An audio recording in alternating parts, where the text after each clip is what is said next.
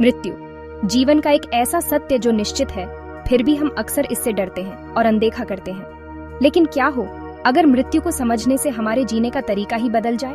भगवद गीता में मृत्यु सबसे गहरे और विरोधाभासी विचारों में से एक है, एक ऐसा विषय जिस पर कृष्ण हमें उसकी असलियत और माया के माध्यम से मार्गदर्शन करते हैं।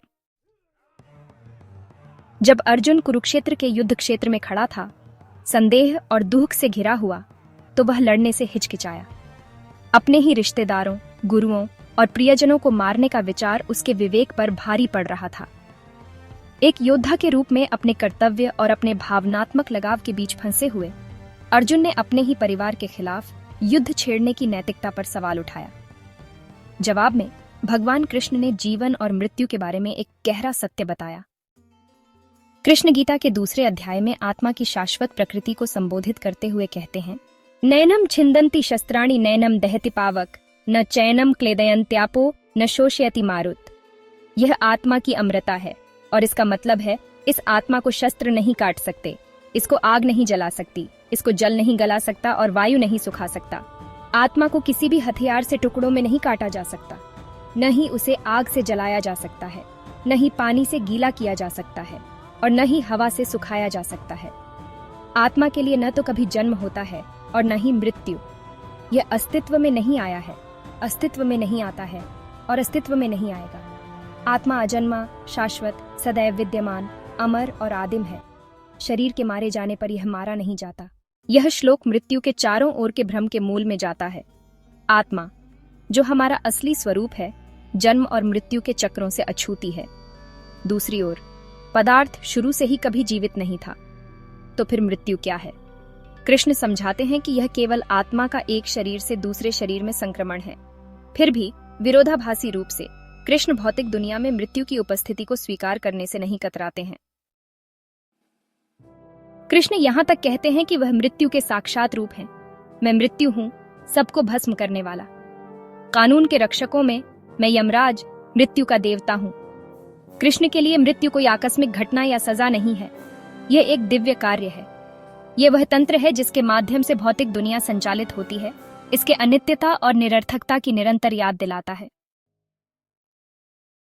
कृष्ण इस बात पर जोर देते हैं कि भौतिक संसार अपनी अनिवार्य मृत्यु के साथ स्वाभाविक रूप से दुख का स्थान है। भौतिक जगत के उच्चतम ग्रह से लेकर निम्नतम तक सभी दुख के स्थान हैं, जहां बार बार जन्म और मृत्यु होती है। कई लोगों के लिए यह वास्तविकता तभी स्पष्ट होती है जब मृत्यु निकट प्रतीत होती है, चाहे वह उनकी अपनी हो या किसी ऐसे व्यक्ति की जिसकी वे गहराई से परवाह करते हैं। उस समय नियंत्रण, स्थायित्व और सांसारिक पूर्ति के भ्रम टूट जाते हैं। कृष्ण मृत्यु को उदासीनता के साथ खारिज करने का सुझाव नहीं देते हैं। इसके बजाय वह एक बुद्धिमत्तापूर्ण प्रतिक्रिया का आह्वान करते हैं, मृत्यु को अंत के रूप में नहीं बल्कि मुक्ति के द्वार के रूप में देखने के लिए। वह कहते हैं, जो बुद्धिमान व्यक्ति वृद्धावस्था और मृत्यु से मुक्ति के लिए प्रयत्नशील हैं, वे भक्ति सेवा में मेरी शरण लेते हैं।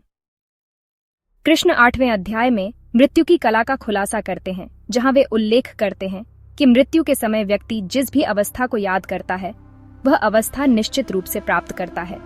कृष्ण कहते हैं, हे कुंती पुत्र, मृत्यु के समय मनुष्य जिस भाव में शरीर त्यागता है, वह उस भाव को ही प्राप्त करता है। इसलिए कृष्ण सुझाव देते हैं कि मृत्यु के समय व्यक्ति को कृष्ण का स्मरण करना चाहिए, ताकि वह शाश्वत आध्यात्मिक दुनिया में लौट सके और वहां कृष्ण के साथ खुशी से रह सके। 8वें अध्याय में कृष्ण कहते हैं, और जो भी अपने जीवन के अंत में केवल मुझे स्मरण करते हुए शरीर त्यागता है, वह तुरंत मेरे स्वरूप को प्राप्त कर लेता है। इसमें कोई संदेह नहीं है। लेकिन एक सामान्य व्यक्ति के लिए मृत्यु के समय कृष्ण को याद करना आसान नहीं होता, क्योंकि शरीर छोड़ते समय आत्मा व्याकुल अवस्था में होती है। इसलिए कृष्ण सुझाव देते हैं कि व्यक्ति को जीवन भर अभ्यास करना चाहिए, ताकि वह मृत्यु के समय कृष्ण के बारे में सोच सके। लेकिन हम चेतना की इस अवस्था को कैसे विकसित कर सकते हैं? कृष्ण व्यावहारिक मार्ग प्रदान करते हैं, जिनमें शामिल हैं 1. उनका पवित्र नाम जपना। हरे कृष्ण मंत्र की तरह लगातार कृष्ण के नामों का जप करने से मन उनके साथ जुड़ जाता है। यह अभ्यास हमें एक ऐसा संबंध बनाने में मदद करता है जो मृत्यु की उथल पुथल को भी सहन कर सके। 2. ध्यान और भक्ति सेवा। अपने कार्यों को कृष्ण को समर्पित करके और उनका ध्यान करके हम धीरे धीरे भौतिक मोह से अलग हो जाते हैं और शाश्वत पर ध्यान केंद्रित करते हैं। 3. प्रतिदिन मृत्यु दर को स्वीकार करना। मृत्यु को अनदेखा करने के बजाय कृष्ण हमें इसका सामना करने के लिए प्रोत्साहित करते हैं। अपनी मृत्यु दर पर विचार करके हम इस बारे में स्पष्टता प्राप्त करते हैं कि वास्तव में क्या मायने रखता है। कृष्ण उन लोगों को भी संबोधित करते हैं जो वेदों के ज्ञान के बावजूद भौतिक सुखों का पीछा करते हैं। ऐसे व्यक्ति अस्थायी स्वर्गीय पुरस्कार प्राप्त कर सकते हैं, लेकिन अंततः जन्म और मृत्यु के चक्र में लौटने के लिए बाध्य हैं। उन्हें केवल बार बार जन्म और मृत्यु ही प्राप्त होती है। इस प्रकार कृष्ण भौतिक गतिविधियों की निरर्थकता और एक उच्च आध्यात्मिक लक्ष्य की आवश्यकता पर प्रकाश डालते हैं। गीता अंततः मृत्यु को पार करने का एक दिशा निर्देश प्रदान करती है। कृष्ण समझाते हैं कि उनके प्रति समर्पण करके और अंतिम क्षण में उनका स्मरण करके हम उनके शाश्वत निवास, एक ऐसे क्षेत्र को प्राप्त कर सकते हैं जहां मृत्यु का अस्तित्व नहीं है। इस यात्रा के लिए कृष्ण पर नम्रता और निर्भरता की आवश्यकता होती है। श्रील प्रभुपाद की एक सुंदर प्रार्थना इस भावना को समाहित करती है। मेरे प्रिय कृष्ण, कृपया मुझे हमेशा आपका पवित्र नाम जपने की याद दिलाएं। कृपया मुझे विस्मृति में न डालें। भले ही आप मुझे नरक में भेज दें, इससे कोई फर्क नहीं पड़ता, जब तक मैं हमेशा हरे कृष्ण का जाप कर सकूं। इन शब्दों में हमें मृत्यु पर गीता की शिक्षाओं का सार मिलता है: समर्पण, स्मरण और भक्ति।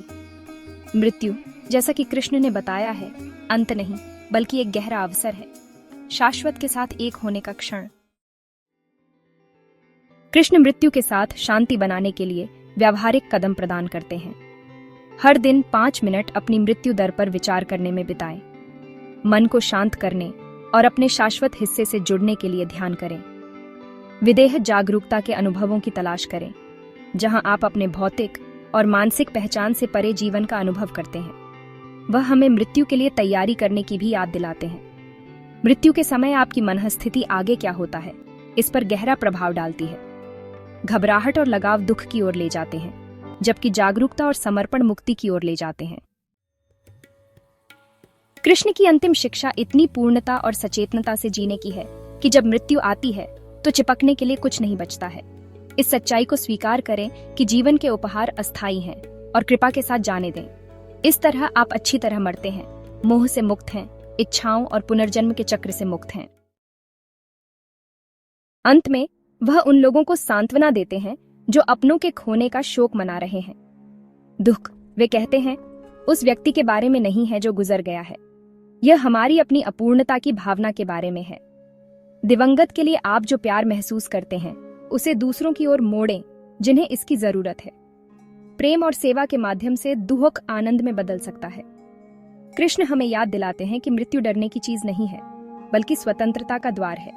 इसे अपनाकर हम सीखते हैं कि वास्तव में कैसे जीना है।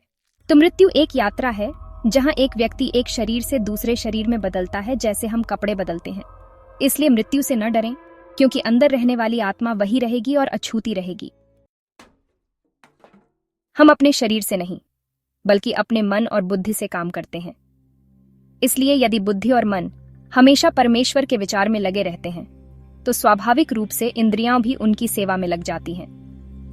कम से कम ऊपरी तौर पर तो इंद्रियों की गतिविधियां वैसी ही रहती हैं, लेकिन चेतना बदल जाती है। भगवद गीता मन और बुद्धि को भगवान के विचार में लीन करने का तरीका सिखाती है।